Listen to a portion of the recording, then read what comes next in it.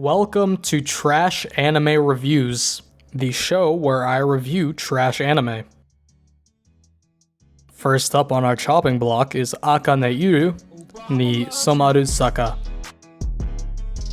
Be sure to like, subscribe, and comment if you want more.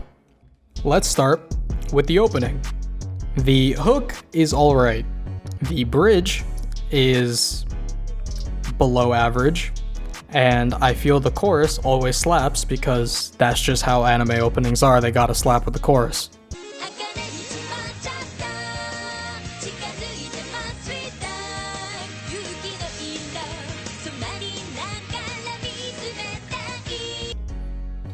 Either way, we get into episode 1. A girl wearing shades, who we can assume to be our main heroine, is being assaulted by a group of degens when Jesus-kun, our main protagonist, saves her. Jesus-kun, being outnumbered, has a big enough schlong that the thugs have to fuck off. Jesus-kun is too cool to introduce himself. He leaves without an introduction. We find out he has a doting sister at home, because of course he does. Our harem headcount includes our main heroine, Katagiri, his imoto, Minato, the high-class tsundere, Ayana Koji, an idol that goes to the school, who's a senpai, and I still don't know her name after 2 watch-throughs, and friend A with the big D, Fuyuhiko, as well as Tsukasa. And as we close out the episode, our MC virgin, Junichi-kun, does some sus shit and forces himself onto this girl he just met in the middle of class, proceeding with a kick to the balls, which was well deserved. Turns out this behavior is then rewarded by Katagiri, who now moves in with Junichi to be his fiancé. Episodes 2 through 5.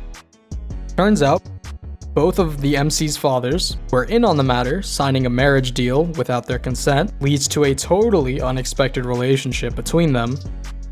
And after some fan service, which can't be shown for obvious reasons, there's a cooking scene with even more fan service hijinks where we learn that Katagiri can't cook, and our episode comes to an end. We're skipping episode 3 because I wasn't inebriated enough to sit through that. Episode 4. The next day, our tsundere-san invites our main circle to a formal party atop a cruise liner, where the head chef gets seasick. You would have thought that he would have been notified that he would be on a boat, but I suppose not. Imoto-san, along with the rest of the harem, help to cook for the party, besides Katagiri, who cannot. Ayana Koji, who was not present in the kitchen, gets jealous of the attention they are receiving and attempts a shoddy stage play. This leads to Katagiri falling for the stage play and running in fear, only to set off fireworks that start to burn the boat on top water. And for some reason, the fireworks were aimed at the boat. Of course, Imoto-san and Katagiri are nowhere near the evacuation site, so Jesus-kun has to go in and save both of them, which leads to a heartfelt, emotional scene where our main thoughts are saved. As an apology, Ayana Koji invites our main circle to a hot spring resort. The next day, episode 5, we get a date between Katagiri and Junichi. Some slice of life is followed by unfathomable amount of fan service, plus a nice wholesome ending. Episode 6. We pick up where we left off with our main circle, along with the student council because sure, why not? More heads the better. Going to Ayana Koji's resort. Once they settle down, Tsundere Aya insists on trekking through the mountain to find a secret hot spring located deep within the forest, where guess what? It's a mixed bath. While tensions betwixt our circle rise on the mixed bath situation, much like the US right now, a foreign power presents itself in the form of a bear. Imoto-san, being raised in the jungle, heads off by herself to find this bear, befriends it, and enjoys it in the hot spring. Also, bears don't exist in jungles, they exist in forests. So how she has this knowledge, I do not know. We get some fan service and the episode ends with Katagiri expressing her enjoyment of the day. Episode 7. It's now time for the school festival, because plot device. This is where we learn Katagiri is not familiar with school festivals or yakisoba, being a sheltered rich girl. Katagiri, being an awful cook as she is, has to figure out a way to make yakisoba for their class booth. And among the 30 other students, no one else knew how to cook yakisoba apparently. But after trial and error, and help from Aya Nakoji with sourcing ingredients, yakisoba was made. Yet nobody is showing up to their restaurant. After scouting the area, the tennis club run by Imoto-san seems to have the same type of booth. Both running yakisoba, but with the added bonus of fan service. And of course, the only logical way to combat this is by serving yakisoba in school swimsuits, to attract customers.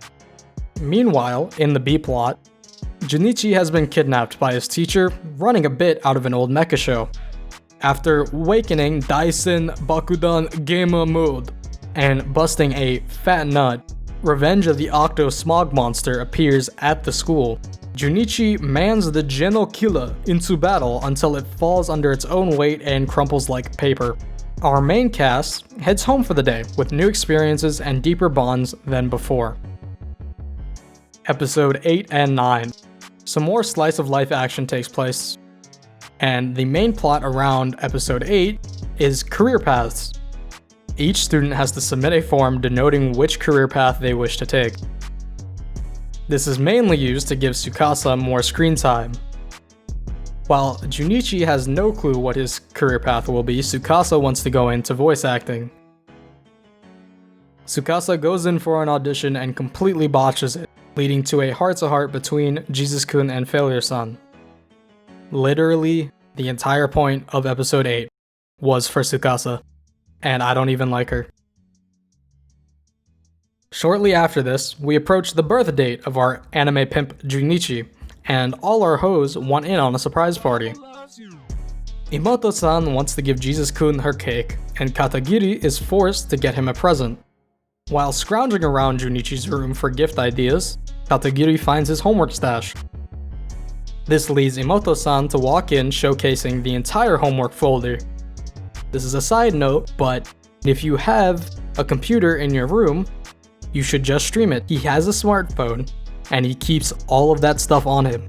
Katagiri still has no idea for a present, so Imoto-san steps in to the rescue and asks her to make the cake by following the recipe she worked diligently on.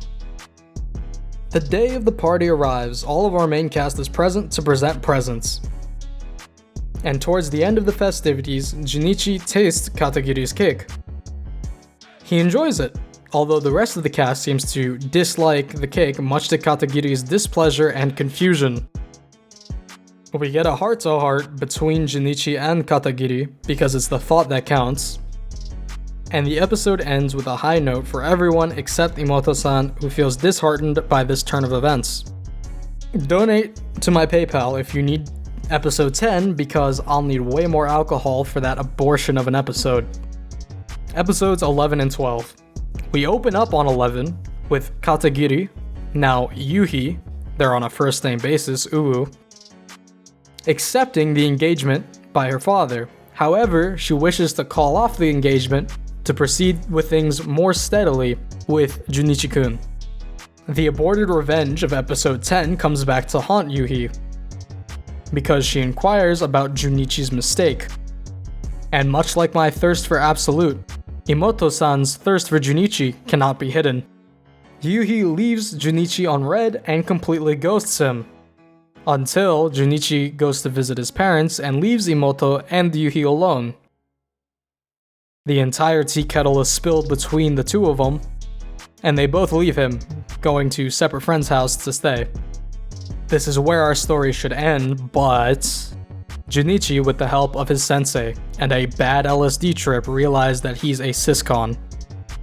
He commits filthy acts at an unreasonable price, confesses to his sister, and our story ends with a soon-to-be Alabaman man and his incest babies. Big yikes. GG no re, I need more weed.